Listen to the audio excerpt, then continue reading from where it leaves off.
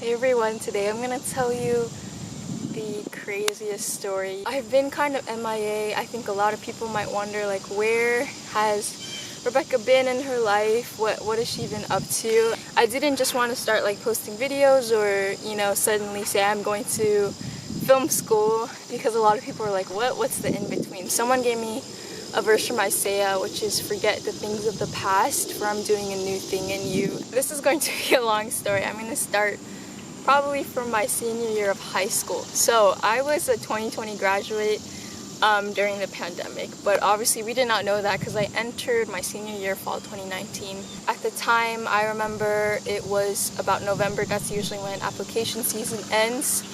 I knew that I was just going to apply to two schools, the University of Maryland, College Park in Baltimore. My sister, who was several years older than me, had kind of given me advice about college, telling me how the commuting life is different from being on campus. And I just kind of accepted that my life would be at UMD and as a commuter, and I was never actually one to dream much of the college experience like a lot of people. I knew in my heart that I really wanted to pursue something creative, but I was just way too afraid to do so. I remember I had some talks like, should I even apply to art school? But I couldn't imagine myself pursuing a full-on art degree. I had worked on a mural actually at the end of my sophomore year of high school. And I think that's when I realized, like, maybe I don't want to be like a full-time artist, like a visual artist. A lot of people start to ask you, what are you doing? What do you want to major in? What job do you want to have? And those are really understandable questions, because when I meet new college students or whoever, we ask the same thing, but it almost becomes like what you do becomes attached to your identity. Whereas I was thinking one time, like, why don't we ask, like, who do you want to be rather than what do you want to be, right? What type of character? Because no matter what job I'm going to have, the purpose is to glorify God through it. I was really thinking, what am I going to do and who am I going to be? I had noticed since I went to a science and technology high school, I studied so hard to rank top in my classes, but really I knew that my brain was just not naturally wired to be in the STEM field. And I think I started to really have a tear between my inner and outer self. I wanted people to see me as smart as them because so many people were intelligent and naturally smart. So I really started to self-doubt myself. Once I started to have those doubts, I was like, I'm just gonna play it safe and go into it, apply as an English major. I don't know many people who go in straight as English. Everyone around me was going into some sort of science field or, something that they would directly get a job. I decided, hey, I'm going to do English because English classes were my favorite classes in high school. In the meantime, I'm doing my last year of cross country, and I remember most of my friends graduating or quitting, and for some reason I really felt like the call of God to be a light in my team. And I never really proclaimed like I am a Christian, I believe in Jesus to anyone. I just really had a heart and compassion for those around me, especially those younger than me. During my senior year, a traumatic incident happened, and I felt very betrayed. I felt like I tried to love people around me, but look what happened. I really had a trouble time, like, why, God, why would you let such bad things happen to me, right? The pandemic hit several months later, and my parents are both nurses, so they were going to the front lines every day. And I suddenly couldn't be distracted by a busy life anymore. During this time, God really showed me what it is to have rest in Him. But I was still really struggling with my thoughts of depression, anxiety, suicide, and it was really crushing down upon me. And so I graduate online. There's no real closure to several things. And as I start college online, right in my first week, my parents contracted severe COVID cases. But this was before the vaccine rolled out, and I would just hear them coughing through the walls. And I hadn't been out of my house for months, and really lying on my bed thinking, God, how can I say you're a good God? I start to struggle with, do I really want to be a teacher, English teacher? Because ever since I was young, I felt like I was made to do something different and to do really big things, but I just didn't know what. I mean, I remember writing down in my journal, God, I think it finally hit me. I realized that I've always wanted to be a filmmaker, but there's no possible way this could ever happen because I don't know anyone in that field. There are periods where, I feel like Satan held a clamp over my mouth and my mom would ask me, Rebecca, what's wrong, right? Can you please just say, talk, speak? But I couldn't even verbalize what I was going through. I felt like if I had spoken about one thing, it would never stop and the tears would never stop and all these thoughts were constantly running in my mind and it was so hard for me to let go of my past pain. God really intervened in my life. Someone asked me, can I pray for you? But the moment they look into my eyes, I just can't stop weeping for 2 hours and suddenly I just start spilling what was all stored up in my heart for several years and it just wouldn't stop and I felt like a chain over my mouth was finally just an axe just broke it free. During that time, I suddenly realized I need to take a break. I can't go back to Maryland and this fall.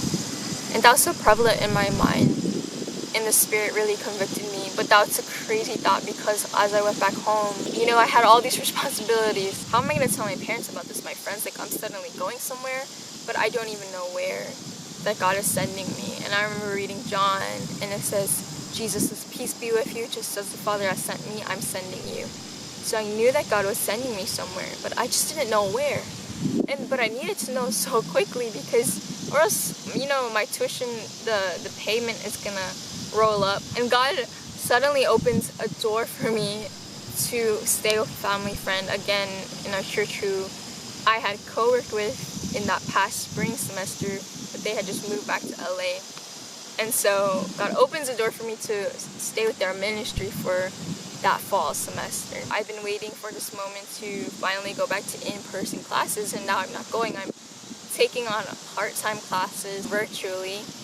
Again, another virtual semester. And part of me kind of sank at that thought, but knew that this was the right thing. I think I arrived to California right after Labor Day in September, feeling like, half dead man, the Samaritan man takes care of in the Bible, I believe Luke's gospel, and really wondering to God, what is going on in my life? That was a really hard time because I was extremely private, whoever is in darkness, they don't want to step into light, and that was me. The one condition of me kind of being in that ministry is every day, because I really had nothing to do, every day to join 8:30 p.m. prayer meetings. That was my one time where I just really desperately cried to God and pray out loud to God and sing to the Lord. One day, someone asked me, do you want to visit my campus? And I'm just like, sure. I had nothing better to do. And so I go with her and visit the campus, and her building is right next to the School of Cinematic Arts in USC, and this is USC. We entered the building because she's like, let's just use the bathroom here. I really like the bathroom, it's nice. And it blew my mind away. In that moment, I felt like the Spirit whispering to me as I sat down, in 1 year, you'll be back here. And that was the moment when I decided to apply as a transfer. I felt like God literally brought me to this point to show me exactly where I'm supposed to go. And in the moment, it did not seem like that, but now I see that's what He did. I tell my parents, I think I'm going to apply to some schools in California as a transfer, and they're like, what? Obviously that's very shocking because they think this is just a break for me. And then I say film school and they're also like, what? What? So I decided to apply to 3 schools. I believe USC was, the deadline was mid-February, I think February 15th or 16th. During this time, 3 of those 6 weeks were my first 3 weeks of school. I am dying, oh my goodness. 1 day left. Okay, we're gonna do this. What's happening to me? Right now, I am working on the Common App for USC.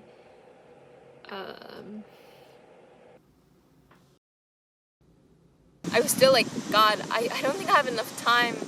Could you please give me more time. The day comes, the deadline is on a Tuesday, and Tuesdays I had 3 English classes back to back. I was like, Lord, I'm still not done. And I remember praying, you said, but first seek your kingdom and his righteousness, and all these things will be given to you. I'm sitting in my class, and I'm trying and praying to God, like, okay, I hope one of my 3 classes will be canceled, but none of them are. And so I'm like, God didn't answer my prayer. But actually, in my last English class, I believe it was around 4 p.m., I get an email saying the Common App application and supplementals have been extended by 1 day. I really needed that time to finish. I finish it, and I just feel like, oh my gosh, it's done. Finally submitted just now.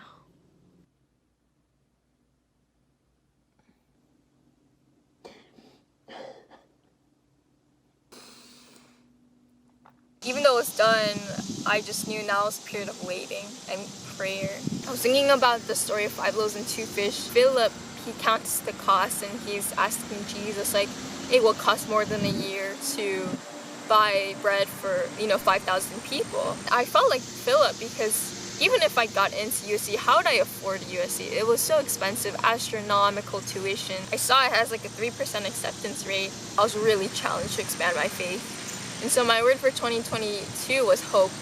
That no matter what, I was going to place my hope in the Lord, not in my own abilities. During this time, I also had several dreams of letters, of emails of acceptance, and even an interview. And that in itself was just confirmation. The dreams itself didn't really give me much of a basis of faith. In April, the end of April, I'm giving a Bible study. In the middle of Bible study, I see an email notification pop up on my iPad, and it says, hi, I'm a professor from USC, and I'd like to do an interview with you this weekend. Like, what time are you free, kind of? Dear Rebecca, it's been a really crazy week. I got an email scheduled for an interview today, which is really fast, and I'm really nervous. I'm just gonna leave it up to God. But yeah, who knows the future? Who knows? I was so shocked that I even got an interview, and it was during Bible study I got the interview. I just had my interview. So crazy. They asked me so many more questions than I thought. 4, 5, 6, 7. They asked me about like 8 or more. I don't know what this is. So during the season, I would go back to God in prayer and be like, how long will I be in Maryland? I really wasn't sure if I was staying or going. I just had to be content with following and obeying God. That Friday, in the end of May, I always like to look at the Bible verse of the day on my phone. It was that verse, peace be with you, just as the Father sent me, so I'm sending you. And I just knew, I knew in my heart, today I'm going to get my decision. I just got the email that says admission status update. It's 5/27, so May 27th to Friday before Memorial Day weekend at 6:20 p.m. I just can't, okay. I need to film my reaction. Oh my gosh, this is not real.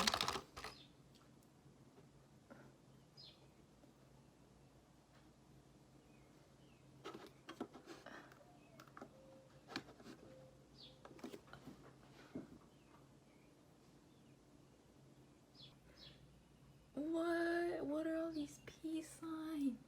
I'm pleased to offer you admission to the University of Southern California. Oh my gosh, God was right. I wasn't going crazy. This all meant something. Dude, oh my gosh. Oh my gosh. Oh my gosh. Just like Rebecca in the Bible, she realizes God has a crazy plan for her, and her family tells her, hey, please let Rebecca stay. And a lot of people here were telling me why don't you stay, finish your undergrad degree in Maryland. I thought of the story about Rebecca and realized that she said, I will go. And I realized that was my story. I will go as well. I'm not going to delay God any longer. In Isaiah, God asks who will go before us, asking for volunteers. And Isaiah says, here am I, Lord, send me. And that's the call of Isaiah, that's the call of Rebecca, the call of so many people. I'm so excited. I have no idea what's in store for me, honestly. I'm moving out soon. Thank you for watching, and I hope you all keep watching my videos, and we'll see where God takes me. So, bye-bye.